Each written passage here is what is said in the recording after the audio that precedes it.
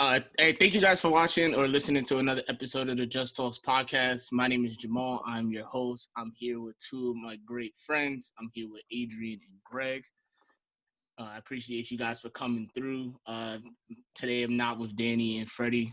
They're both at work. I thought it would be a good idea to bring on Greg and Adrian to discuss the current situation that's going on in our country. I mean, it's been going on in our country for mad long, so there's that. But we're going to just be talking about like the current situation and what's been going on and ideas of how to move forward, basically, or what we think that we should be doing to move forward. If you guys don't know, well, I don't want to jump right into it. That's so deep. How you guys been doing? That's a better question. It's Mental Health Awareness Month of the May. May is Mental Health Awareness Month, so I just wanted to ask y'all how's y'all mental health been outside of this? I mean, things have been back and forth, because we working from home a lot, so we're not really integrated into our regular routines. But other than that, man, I got a fresh haircut, so I'm feeling really good right now. It's been like 2 months. I don't have a haircut yet. I'm still waiting. It's all good. So you have to have one. Exactly. Okay. My mental health is all good, man. Living, maintaining, try to make the best out of these situations. Nah, I feel at that. least we still got a job. You know what I'm saying? Some people not working because we got to work from home or go in. At least we still got it. A lot of people don't got one. So, you guys, as like, not gonna get too specific, but as like, being in that field, is there anything that you guys like have to say to people about like with mental health or anything like that? I think that we don't get a lot of credit. I mean, obviously, we're not saving lives. We're not performing surgeries, or we're not in the front lines of doing things. But I feel like this is a time where a lot of people's mental health has taken a decline. And it's good to have people like us that work in the field that can help people check in, practice healthy stuff within the household, out in the communities and stuff like that. So, I think the type of work that we do, it's important to understand why you do it in a time like this. If you don't really have a purpose for what you're doing, then, you might get depressed and you might get, you might say, F it, I don't want to do this type of stuff anymore. But you just got to remember what you're doing it for. So shout out to all the mental health workers out there that's helping people stay sane, through these hard times. Nah, it's definitely. Yeah, what I tell my clients, a lot of them, anxiety is through the roof right now through this. A lot of them, the weather's getting better, so a lot of them aren't as cooped up in the house and depressed as they were. But, I just reassure them that we are here for them and that they have the support and help if they need it. We give them the resources that they need to get food or, to get the mental health care that they need. We're kind of starting to open things back up out here. So we're going to start doing our group therapy a little bit more through Zoom, or if we're going to do them outside, make sure everybody's spacious and have the social distance and everything. So, just reassuring them that they have that support, because a lot of them are alone and feel like they don't have the, the people that they need to, get them through this time. Nah, that's facts. I feel that. So now basically jumping into it, if you don't know, I mean, it's hard not to know unless you're not on the internet or watching the news at all. Monday, and this was in Minneapolis. Minneapolis, yeah. So Monday evening in Minneapolis, man by the name of George Floyd, he went to a store. I don't remember the kind of store, not that it really matters, but he went to a store. He went and purchased something. He wrote a check. The employee thought that the check was bad or was a false check. He called the cops instead of like security or making sure that the check was fake, and they called the cops. The cops came. Somehow, I guess they found him when he was on his way, like leaving from the area. And basically that's when the video footages that we've seen from like outside before, when they first put him in handcuffs and eventually had him on the ground, and the officer had his knee in the back of his neck until he took his last breath. How did you guys feel when you first initially saw that video? This might sound a little off, but I'm not surprised. You know, like we all know this has been an issue that's been prevalent in our American history for a very long time. And it's not the first time this will happen. It's not the last, sadly to say. So I'm not surprised. Am I infuriated? Definitely yes, because when you see this, you know, these are the things that we say to ourselves like every day. Like that could have been me. You know what I mean? Like it's so crazy to see that no matter what you do differently in America or wherever you go as a black person, like you still get treated the same as long as the opposition does not favor you. You know what I mean? It doesn't matter if you went to school, if you have a good standing job, if you pay your taxes, if you're kind to people, if a lot of people like you, if you've traveled all over the world, you've been educated on different cultures. It doesn't matter. Like all of those titles and different hats you wear as a black American, it does not matter. You know what I mean? Um, you know, so not surprised, infuriated, and definitely concerned. Like I don't understand how you couldn't be concerned watching this, no matter if you're black or not. You know what I mean? You know, we're all human beings, and it's sad to say that we really don't have a good grasp on how we should be treating each other. You know what I mean? Mm-hmm. So emotionally wise, those are the three things I would label. For me, I would say first thing that came to mind was I was disgusted, you know, just to see the lack of regard to human life. You know what I'm saying? It was just no remorse on that man's face. And then, you know, like A said, to piggyback off that, I wasn't surprised at all. You know, this is something that we done seen even more prevalent during our era because of social media and of recording and stuff. But this is something that's been going on when our grandparents were our age and long before that. And, you know, I just think that this goes to show you how much of an endangered species that we are as black men in America. And, you know, he just put it on, you know, they just put it on Front Street and made it even more mainstream now. And I think that they need to be held accountable for what they did. No, yeah, I definitely feel that, especially when you get into like watching the video, you know, um, you can see like the lack of like care. Like people are standing there explaining like, hey, like he's saying he can't breathe. He's not resisting arrest. You guys have him restrained already. Like he's not resisting. He's just saying he can't breathe. Let him breathe. Like let him up. Stuff like that. And where does the responsibility come from? And we want to get into the video, so I'm trying to jump. I'm jumping a little bit, but that's what was running through my head when I was watching it. It was just frustration of just the situation. But like similar to what you guys were saying, like it's disgust, like you said, Greg, for me, and then it was just the other idea of just not having. I didn't really have any words for it. You know what I mean? Like I know, like with doing a podcast now, like I know that people might be expecting us to talk about it and stuff like that, but I didn't really have words for it because it's not something that it doesn't surprise me anymore. It's just something that it's bad that I'm becoming numb to it, and I don't want to become numb to it because it's something so serious. But that's how I feel. I feel like I'm becoming numb to it because when I see it, it doesn't hurt me the way that it did before, which is sad to say.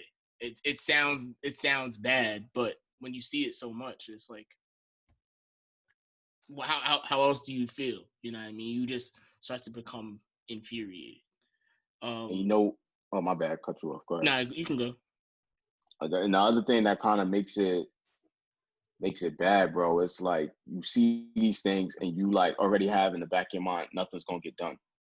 You know, we done seen time and time again, black men get killed and by the hands of police and nothing's been done. These guys get a paid vacation. You know, they call paid administrative leave, but it's a paid vacation for murder, basically. You know, you're murdering people, assaulting people, and, you know, you get paid time off. And I just think that at this point, like you said, it was a loss of words. I think it's just because we tired of talking, you know.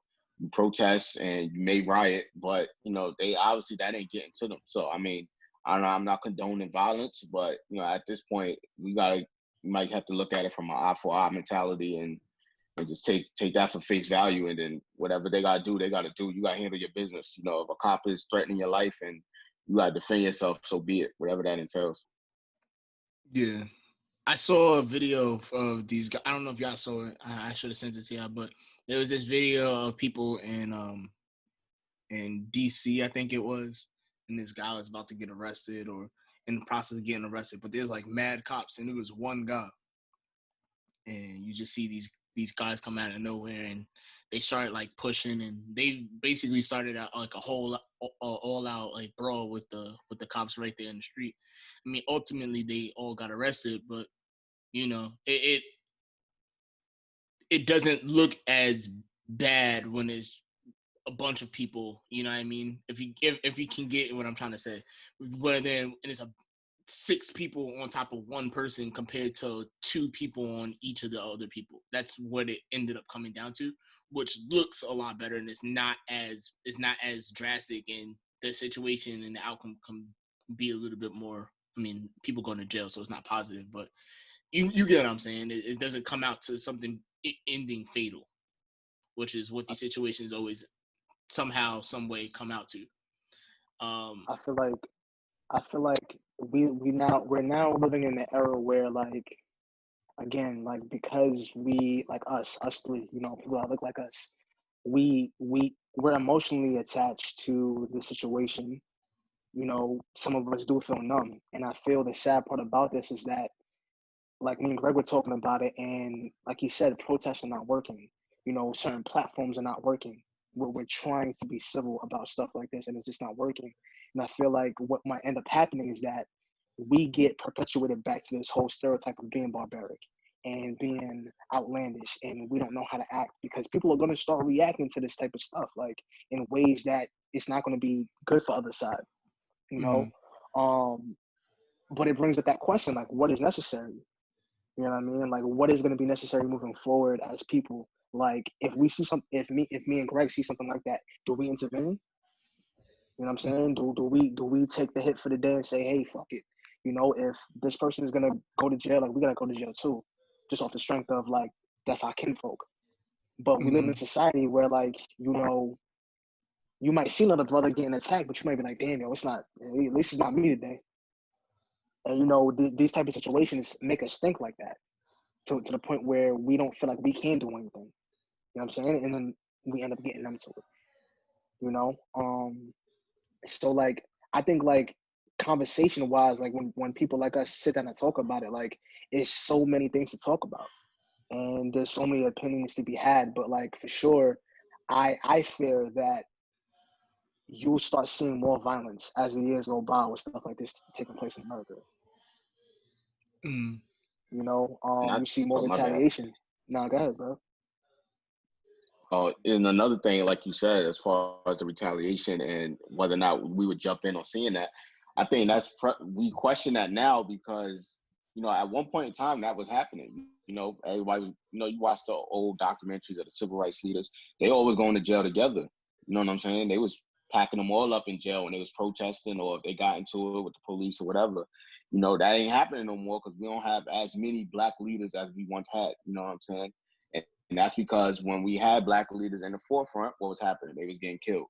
Medgar Evers killed, Malcolm X killed, Martin Luther King killed, Stokely Carmichael, he had his issues and stuff. You know what I'm saying? We had things that was like going on, you know what I'm saying? And, you know, the ones who was trying to get us out of that mentality and letting us all having unity and banding together, they always getting killed or getting put in jail or getting exiled from the country. There's a whole bunch of other things going on. So we don't have those leaders. And, you know, so you question whether or not it's even worth going forward or worth stepping in, because when you saw the people who were stepping in, they in a casket now. You know what I'm saying? So it's like, all right, I jump in and save this man's life, like the black man who was trying to intervene during the video. If he would have jumped in and just snuffed the cop who had his knee on his neck, he would have saved that man's life, but he would have been in jail for assaulting a police officer. So it's like how do you now make y'all that decision? both would have been, yeah, you know. Because that's what I was waiting for the whole time. I'm not gonna lie to you. I'm sorry, I didn't mean to cut you off, but like that's what I was waiting for the whole time. I thought that's what was gonna happen, you know, because he was talking like that's what is gonna be his next move. Because I mean, we don't know if that what he was saying about the training and stuff was actually real on his half, but like he sounded like he knew what he was talking about, you know. So I thought at some point he was starting to get a little bit more angry and a little bit more frustrated. I thought that he was going to step up, and I thought that it was going to be I thought it was going to be like a big fight. I didn't know that ultimately, when I was watching it the first time, I didn't know that I was about to watch a man lose his life right there. I had no idea. I'm sure he wanted to jump in, but he probably got a family to go home too, and he probably was like, if I do jump in, and if he does have that training, I'm sure he knows the law, and he's like, if I jump in, regardless of what, I'm intervening in a police situation. They're arresting this man, and that's a charge, and he could probably have his day in court and win that, and be like, listen, they was taking that man's life, and I decided to step up for a fellow human being, and he probably would have won that in court, but why take the risk? You know how unsuccessful black men have been in the court of law. So I'm sure he don't want to even take that risk. He got children to go home to as well. Nah, that's facts. Because you don't know people's situation, and that's what it kind of comes down to. When it talks about like retaliation and stuff like that, what do you guys think about the riots that's going on right now? I feel like it's like riots are not anything new. Something that I'm glad to see is that you're starting to see more camaraderie between races. Where the recent riot that took place, where white people, black people are helping white people are helping black people. That got maced. They're bringing milk, trying to wash their eyes out and stuff like that. So even as bad as it is, like there's still like some unity that's getting put into place. But it's I again, like I said, like riots, I think reinforce that type of stereotype on a political platform or on the news. People that bring up riots in the news on a bigger scale. I don't know if they're going to be inviting people to a conversation where they have it open to say, "Hey, is rioting right to do?" People are just going to continue saying like rioting is stupid, it's barbaric. Look at these people, what are they doing? But is it detrimental to society? I don't think so. I mean, like we've seen riots where the innocent people get caught in the crossfire. Independent stores that have nothing to do with what's going on. They're getting vandalized, and it leaves a bad taste in their mouth. So I think riots are always going to put people at a place where they're more hesitant to get involved in advocating for anyone's rights or safety in America, because riots are known to be violent, and the people who start it are known to pretty much fail in the process, so what do we do besides that? I don't know. And I'm all for the riots, to be honest with you. I think that, but like A said, they seem to fail. And I think the reason why they fail is, like he said, they attack the people who have nothing to do with it. You know what I'm saying? Like, y'all going to, like, I don't know if y'all seen clips of, like, the Rodney King riot. They was going to the Asian neighborhoods and tearing up their stores. The Asians didn't do nothing to you. Those white men who beat that man up. You know what I'm saying? And why didn't you go to Beverly Hills and go do that? Why you didn't go to, all the areas where they predominantly are white and do that? And I think the same thing for this. I'm sure Minneapolis has plenty of predominantly white neighborhoods. I don't know many black people in Minneapolis, but I seen all of them on that riot, so it must be a lot. But wherever they need to go to them neighborhoods or see where them cops is at, and the protesting is going to be known. I put a quote up on Instagram today that I seen when I was at the Civil Rights Museum in Atlanta, and it was a quote from Dr. King, and it said, "A riot is the language of the unheard," right? And it's because you try to go to court, you try to speak to these people, be civil, and try to really professionally get things done, and they brush it off. It doesn't get put on notice until you bust some windows open, light some fires, and attack some people. And like A said, we get looked at as monkeys and animals and barbaric and everything. So it's like, what is a lose-lose situation? So if you're going to hear me more doing some damage, then I'm gonna do that rather than you ignoring me when I talk to you peacefully. Nah, that's facts. I'm kind of torn between with riots, because I agree with what you're saying, but I mean, I guess is what you're saying. It has to be like with a focus, because if there's no focus with it and you're just rioting to riot, there's no direction. It just looks like you're wild.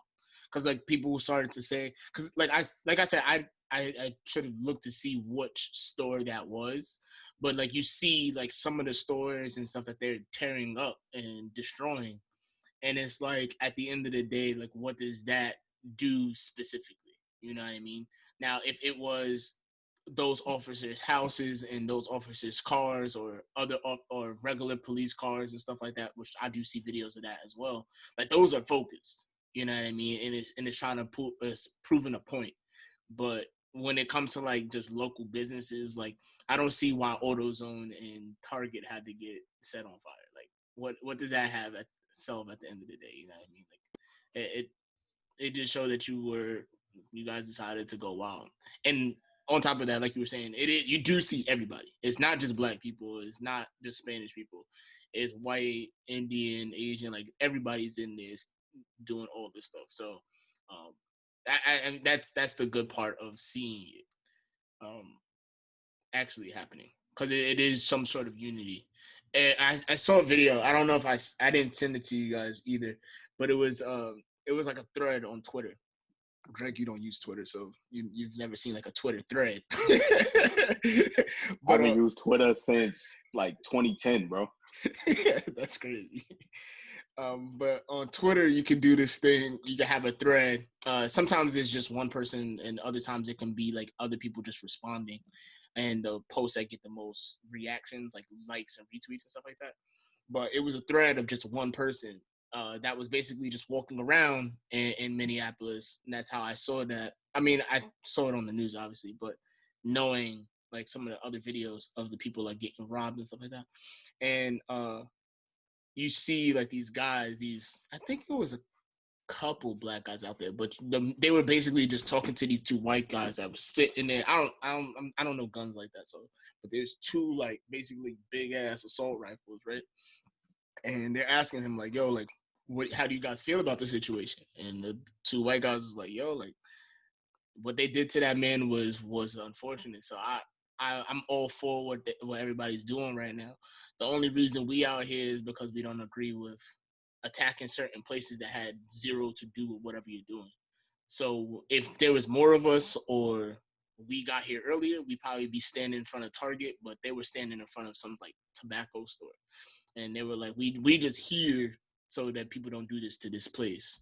But we all for whatever. As long as y'all have a focus on what y'all doing, go at it. And so it just shows you that it's bringing people together, because it's a lot of people that are tired of it, of all races. You know what I mean? I'm seeing online everybody talking about it. Everybody. I think what will help is like, at these protests, and which may turn into riots or just riots, period blank. I think that more people who have like political stature should get involved and help mold the situation. You know what I mean? If a bunch of people are getting together and they're passionate about something, like someone should step in and be the voice of reason.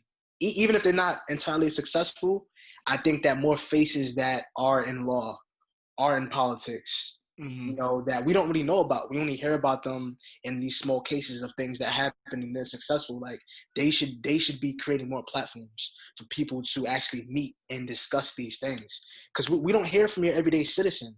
We only hear from people who have money or have some type of stature. And if that's the case, then we need to hear from these people more. You know what I'm saying? Because they already had their foot in the door. And I'm not saying that there's not people that are involved with government and law that aren't talking about these issues, but I feel like when it comes to the streets, like there are people who would be safe out there doing what they do, and they should get more involved in it so we can hear more of a, civil sound to what's going on.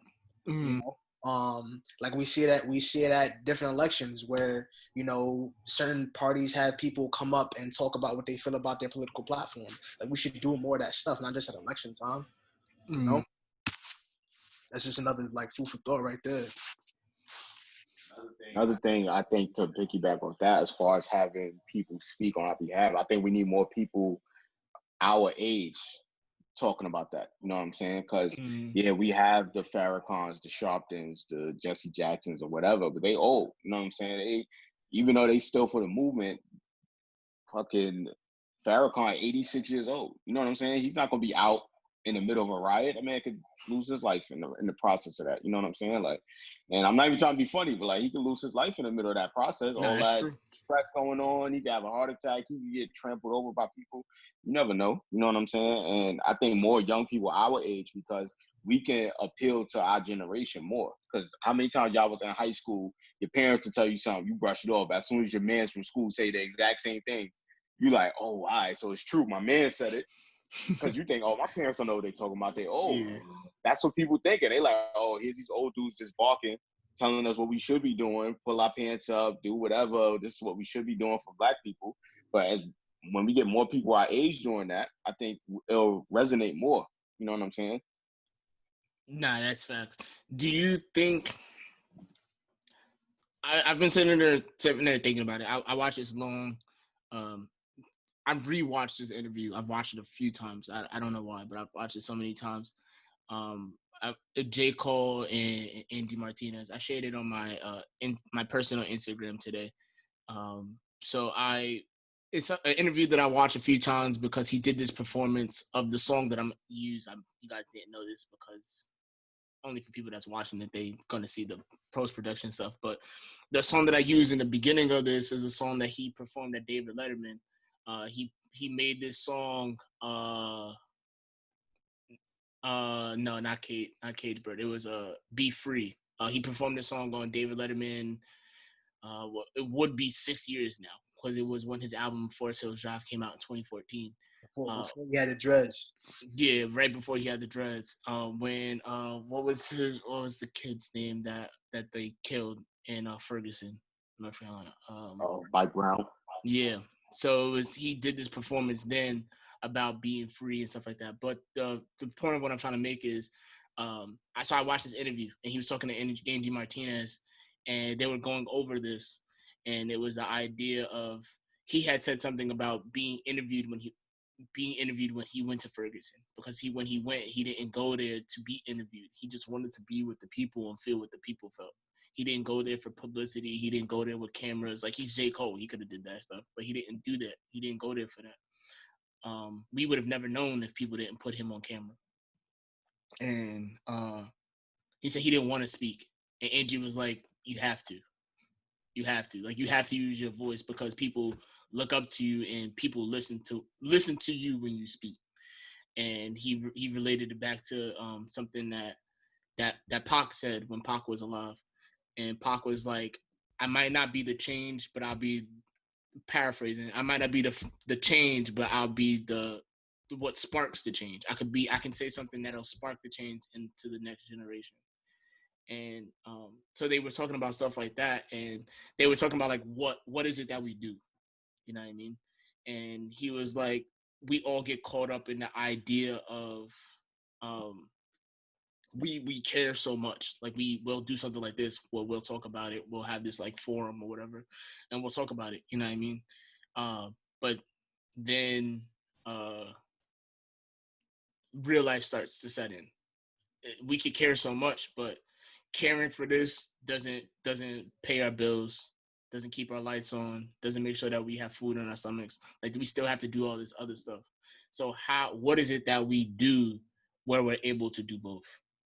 And that was kind of like my question to you guys, is like, how do we keep that focus on doing both? Like, what steps do we take on to make sure that we're able to do both and do something further than just talking about it? Because at the end of the day, right now, that's all that the three of us are doing, you know what I mean? So like, what do you guys have any ideas or any thoughts of what you think that we should do? I always feel that you have a decision. Anybody can make money, right? We can do multiple things to make money, but I feel like people who have careers or the people who have hobbies always integrate that. You know what I'm saying? So like, for example, I work with kids. So this is something I can sit down with my kids and talk to them about. And some of them may be ignorant. Some of them may, and not in a bad way, some could be oblivious to this stuff right now. Some can be ignorant to the point where they might say something that's like, whoa, how could you say that? But that's how things start. You know what I mean? You know what I mean? There's small things that you can do. Like if you work at a place that, You know, there's a lot of emails going back and forth. You can share an email with your coworkers. You know, you can share links through text messages. You can create group chats. You know, you can get the community events that go on about awareness and town halls and post that stuff up where you work. You know what I mean? You can get bumper stickers that say certain things. You know, it's all about that small stuff. Like it's all like links in one chain. You know what I mean?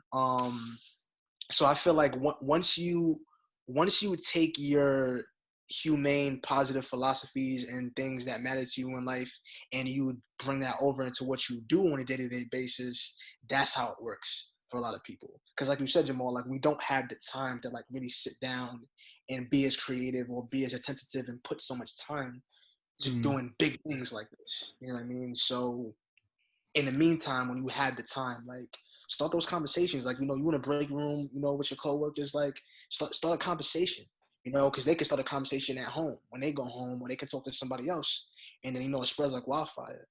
You know, that's my thought. I agree with that. I think having those conversations that's uncomfortable with people, you know what I'm saying? You know, because, you know, if you're in a corporate office building, it might not be the time and place for that. But like you said, in the break room or after work where y'all go get drinks or something, bring that topic up. Be like, yo, listen, like I ain't trying to kill a vibe, but how y'all feel about what's going on right now? Like, give me a straight up answer. And if they, you know, challenge them, question them, debate with them, you know, don't force your ideas onto other people. You got to be open. People grew up in different areas. They had different walks of life. They may view things differently. You know what I'm saying? Like me and H spoke earlier. We was like, yo, there's some people who either are in denial or they're completely oblivious to this, to the like overt racism that goes on in this country, you know? And it goes full circle, you know, like speaking, like I speak to our friend Kuhn, he lives all the way in Europe, and he hit me up and Dad told me, yo, bro, you need to leave America because like I fear for y'all. Like, and this is our white friend, he lives in the Netherlands and he fears for us because what he sees going on in our country doesn't even go on his side of the planet. You know what I'm saying? And he, you know, and he said a lot of Americans are moving over to his side because they don't feel accepted or they don't feel safe in this country. And this supposed to be the greatest country on earth. So, you know, to do little small things, start those conversations, you know, contact the city officials that, you know, have some sort of power into our, you know, communities. You know, I know on Instagram, this guy, Sean King, he's been doing a lot of activism and stuff. And he posted the phone number of the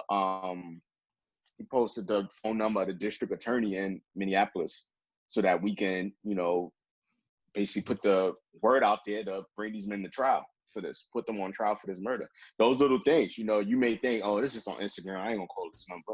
You know what I'm saying? But you taking the 2 minutes, you probably not gonna talk to this man or woman on the phone for whoever the district attorney is. You're not gonna talk to them on the phone for that long. They probably busy. You may get their receptionist or their secretary and you call and just be like, listen, I just want to put the word out there. I think that this should be done, and I'm petitioning that these men get brought to trial for the murder of that man. And you know, obviously, and they need to be held accountable to the full extent of the law. So those little things, calling those people, handing out the flyers, like Ace said, having those uncomfortable conversations. You know, it's easy for us to talk about it because we're all the targets, so to speak, in this. You know, just like that man was laid down, that could have been any one of us. You know what I'm saying? And you know, and like Ace said, also reaching the youth. I have a 10-year-old brother. You know what I'm saying? I have to talk to him because in a few years he gonna be going out by himself, hanging out with his homeboys. You know what I'm saying? And it just take one time. One bad interaction with a cop, and that's your life, figuratively or literally. You know what I'm saying? Either he's losing his life in prison or he's losing his life completely. You know what I'm saying? One bad situation with a cop, whether he was innocent or not. You know what I'm saying? And you know, even getting pulled over, you get that feeling in the pit of your stomach, like, all right, damn, I'm about to be one of these people on Instagram. You know, you never know. So you got to have those discussions and bring that stuff up and be 100 with the youth and let them know. Don't sugarcoat it, you know, so they could be aware when they get to. Yeah, I was watching another video that I saw on Twitter. This father was basically going through the situation with his son and teaching him like a breathing technique that he could have done if he was in the same situation. and it's like that's not. We're the three of us are far away from having kids, but when it comes down to that time, that's not something that I want to have to worry about teaching my son, my daughter, or like even my younger cousins that are coming up behind me, and my brother, who, I mean, my brother's a little bit more mature, but still, like, that's not stuff that I want to have to worry about trying to teach somebody. That's not something that we should have to worry about teaching people. I kind of wanted to focus it on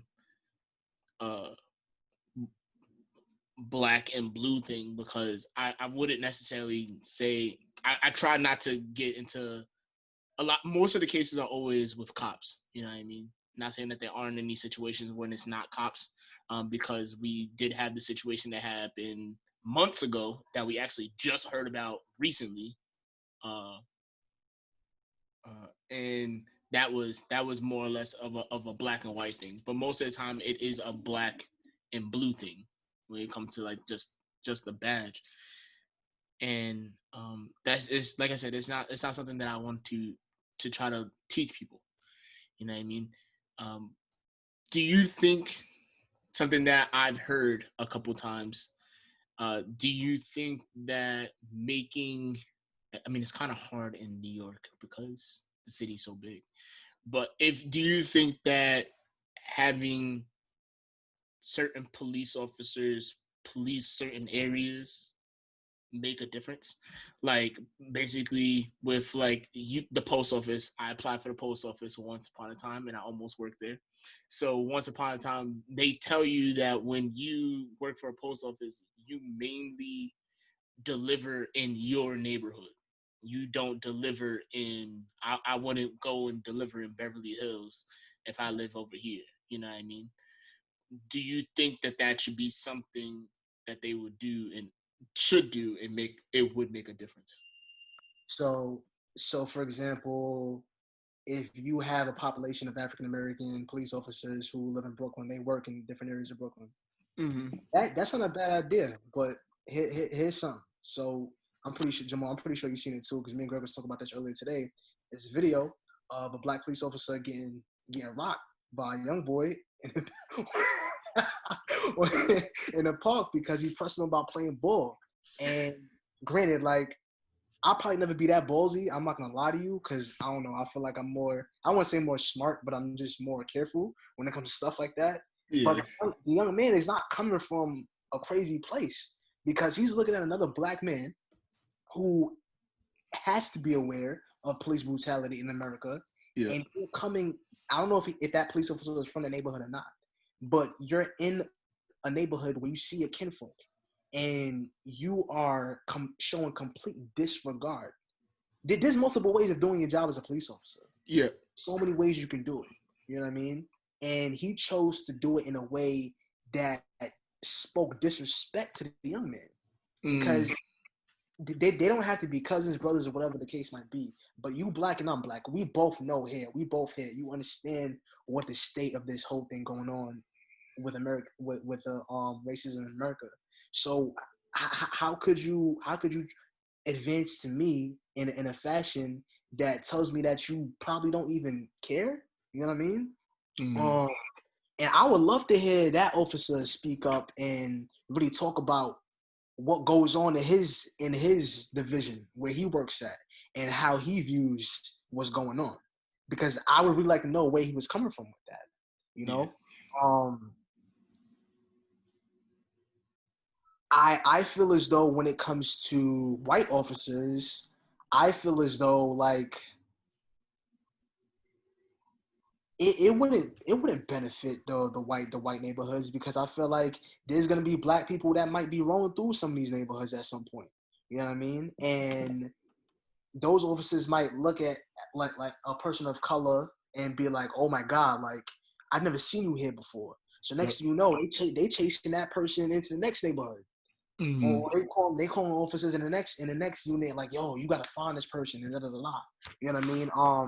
I think it would have worked better for the black community if black people started seeing more black officers and black officers started being more integrated into their communities and really take a stance when it comes to teaming up with an officer who may be Latino or they may be white or, Asian, you know what I'm saying? Because I think that when we see a lot of videos of brutality, you see the ethnic officer right there. You see them right there. And what is that conversation like when you get back in the squad car? On the way to the precinct? How does that look? I always wondered that when seeing these videos, and I always wondered, like, what is y'all conversation? Like, what do y'all say to each other?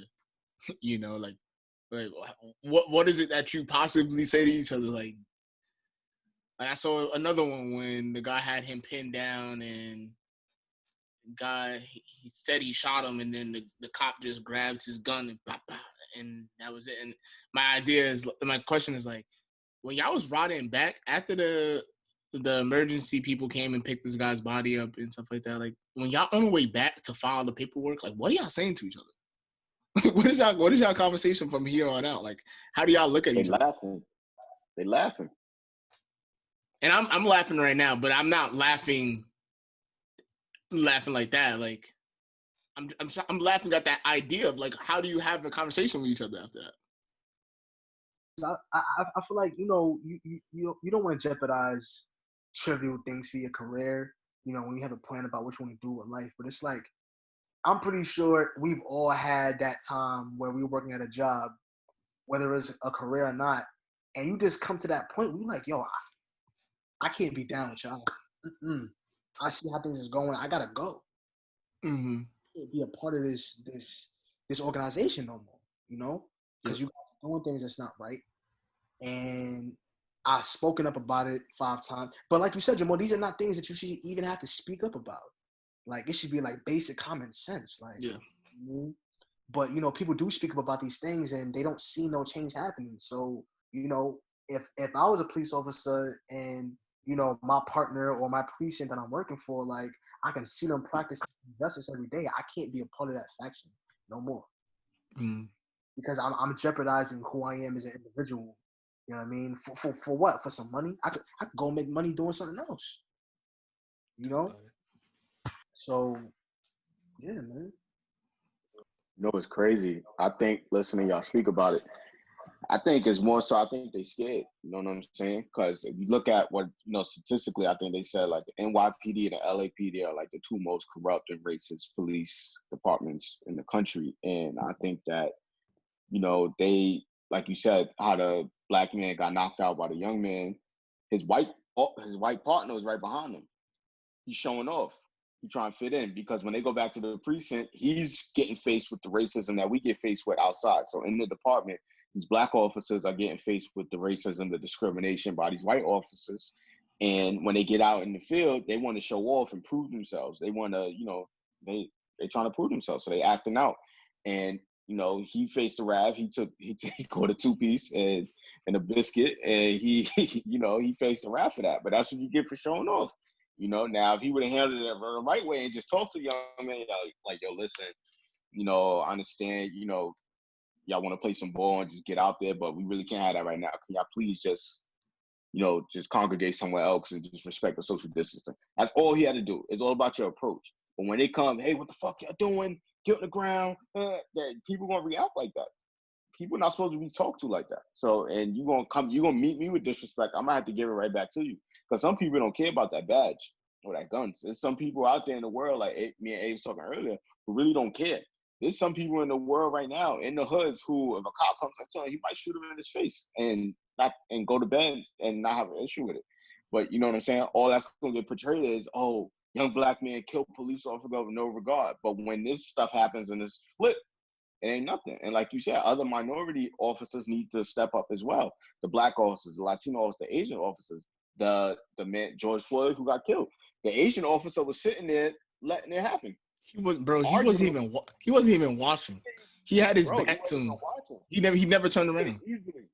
Bro, he could have easily told that man, yo, get off his neck. When the paramedics came, he kept his knee on that man's neck. They checked his pulse with the man's knee still on his neck. You know what I'm saying? They didn't even tell. At what point? They didn't even tell him to get off. Thank you. Which is crazy. As a paramedic.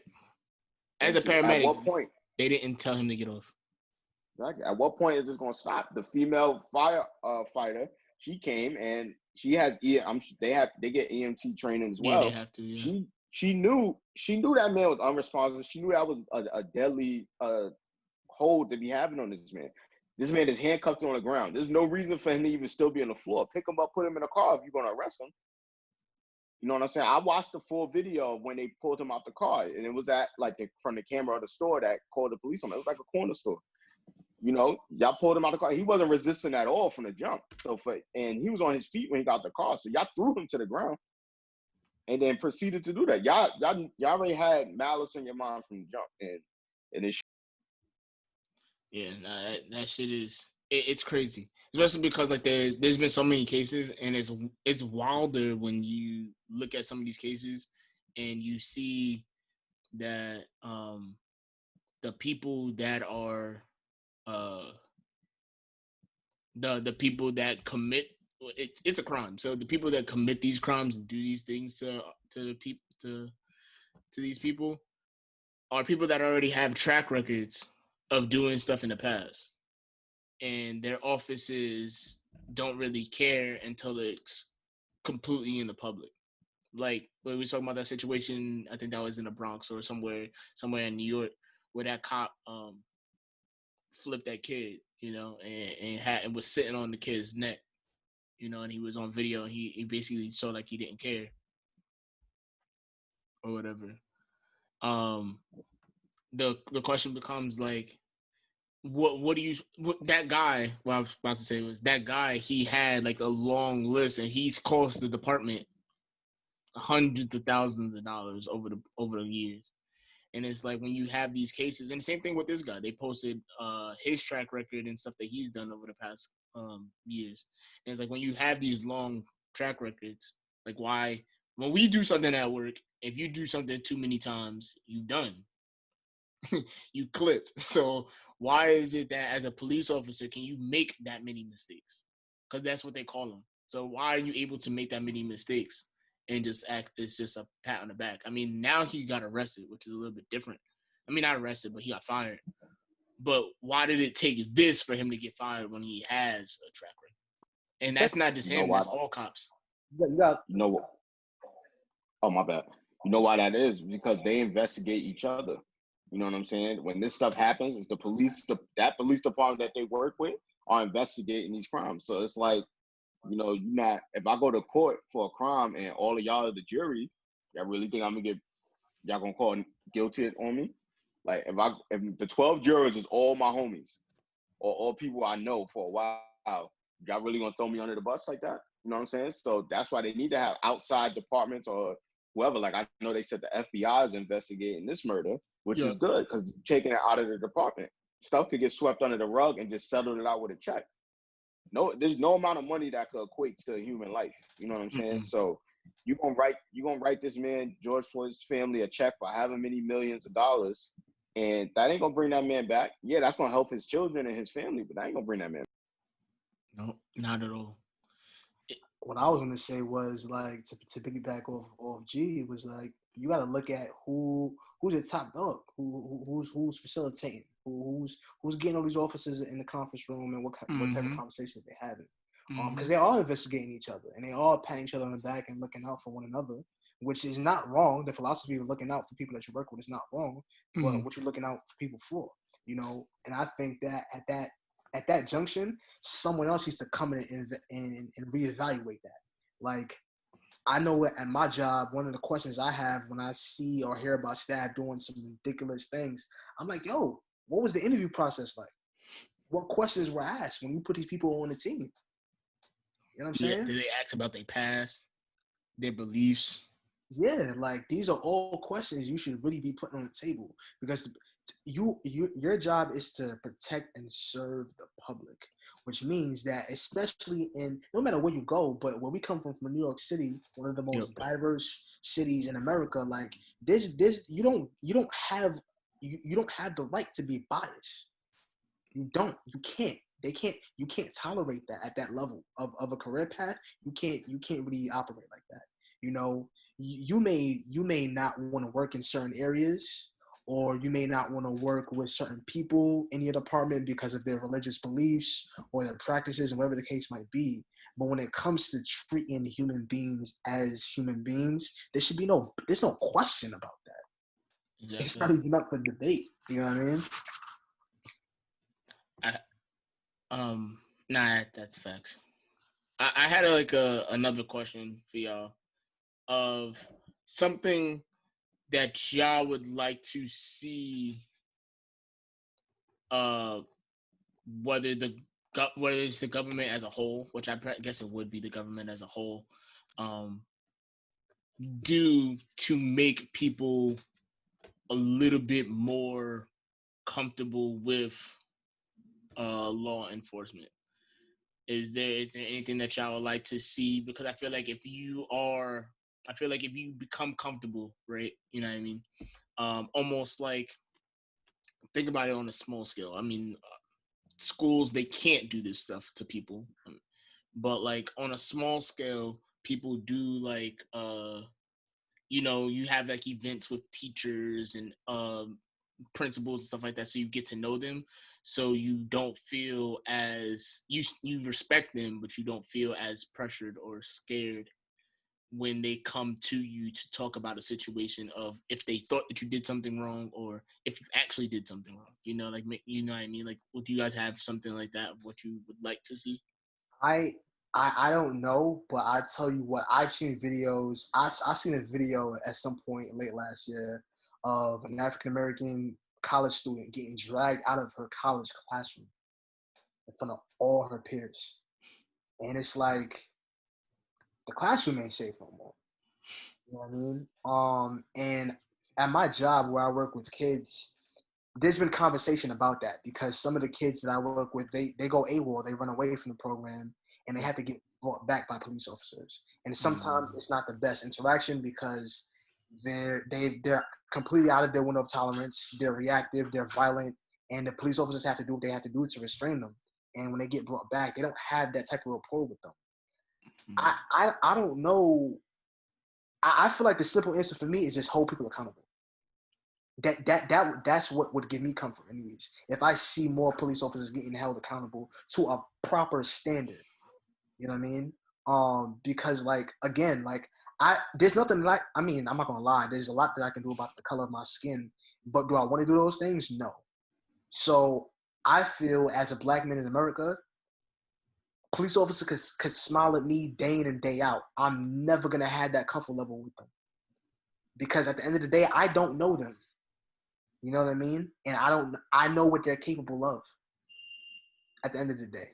And I feel as though, like, I don't know, man. Black people been getting hoodwinked for a long time. So I don't know how to answer that question just by saying, like, hold these people accountable. And I don't know if I can even get there, even if that's the case. Yeah. I think there's no trust factor.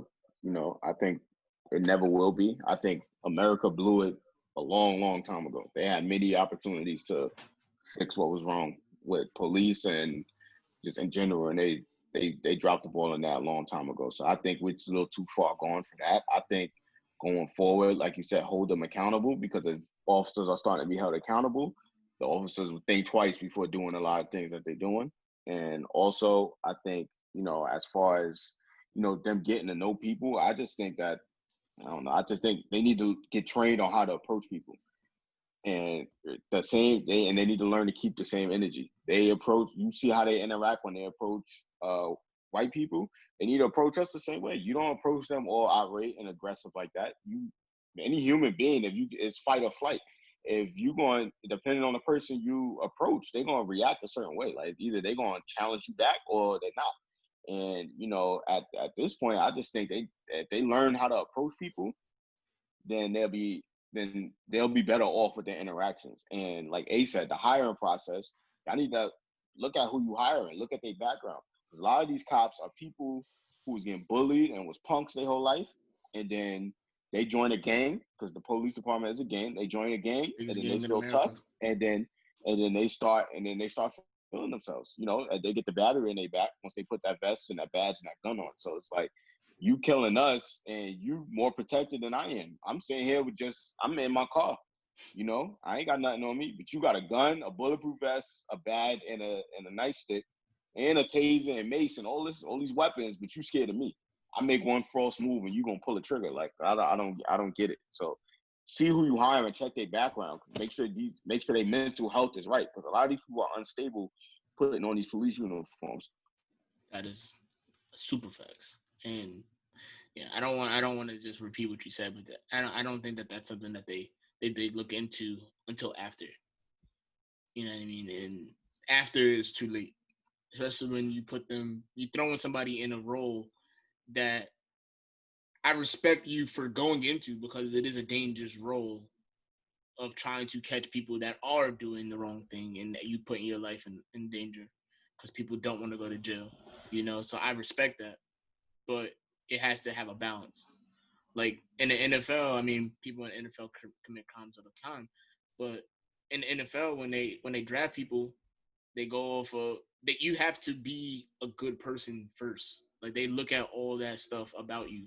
You have to have some sort of common sense and stuff like that. You have to meet those ground level things. And it's like, why as a cop don't you have to meet those things?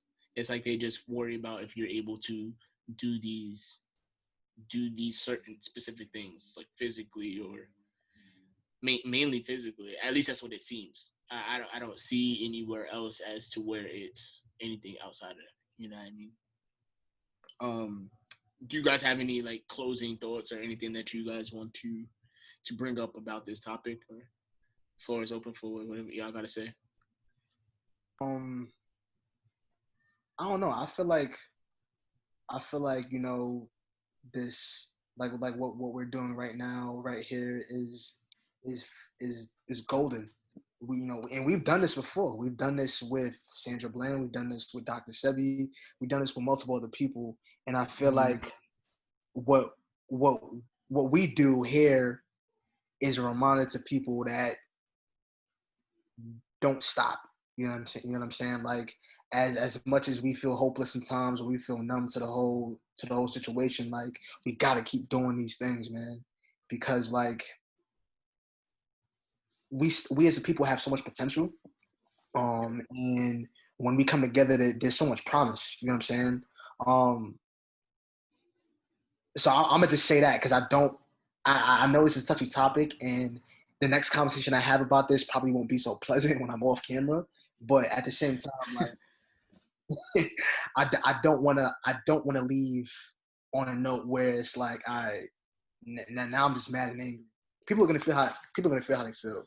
But you know, I feel as though like keep doing these good things. You know, keep bringing people into the conversation, and expose yourself. Like some of this stuff is painful to watch. You know, and no one's saying that you gotta sit down and go through a whole clip.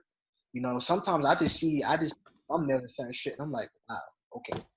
You know, and it might take me some time to go back and like read an article or watch a video, but stay informed. You know, don't listen to everybody else that's talking about stuff. Stay informed, do your own research, and really pay attention to what's going on. I think that was well said. You know, like you said, do your research. Don't just listen to what everybody's saying. You know, don't wait till a celebrity says something to want to get on board. You know, because and learn to put yourself in other people's shoes. Have some empathy. You know what I'm saying? Like, you know, empathy is a big thing, because anybody could easily say, you know, like you said, you guys are being numb. You know, put yourself in that man's shoes. That man probably was scared to death. You know what I'm saying? And he was a big dude. You know what I'm saying? He was a taller dude, everything.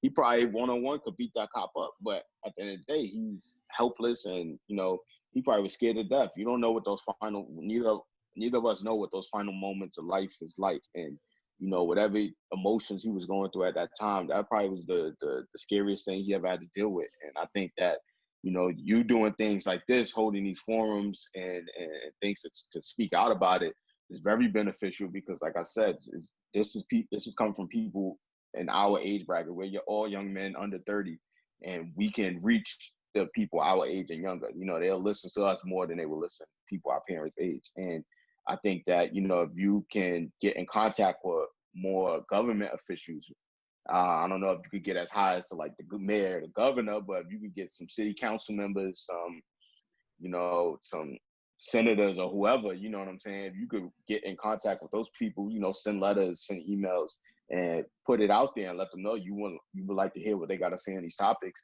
I think it'll behoove them to take the opportunity to speak to a young Black man who's and you know, this is a form of media, who's in the media, who can reach to the masses, you know, to the people who aren't watching the news, who aren't doing those things, who just going off of social media. At least they can go on social media and get something that's informative and that's relevant and just has that, you know, it's credible. You know, you're a credible source. You're not just blurting out shit that you've seen on Instagram. You actually doing your research and you questioning us, and me and A have done our due diligence as well. And I just think that you doing what you're doing is the start of it. You know, like you mentioned, Pop. This is sparking the movement because hopefully other people will see it and want to get on board and, you know, want to join into your podcast and want to speak on these topics and, you know, take it from there. We shouldn't be afraid to speak about these topics. We shouldn't only want to talk about sports and music and girls and clothes and whatever. Yeah, no, that's definitely, that's powerful.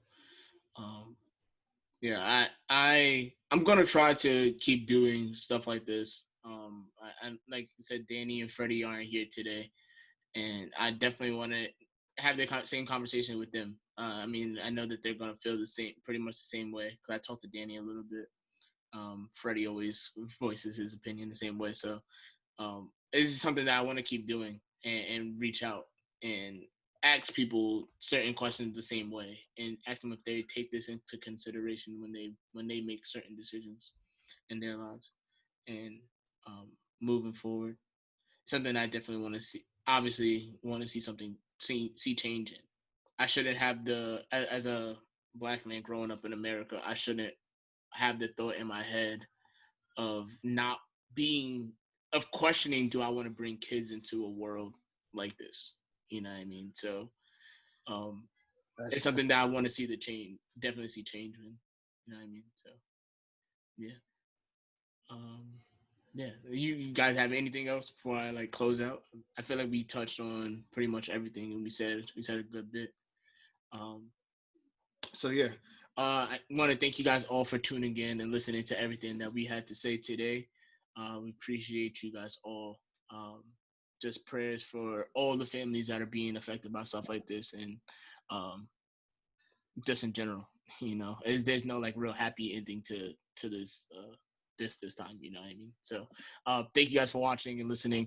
Peace until next time.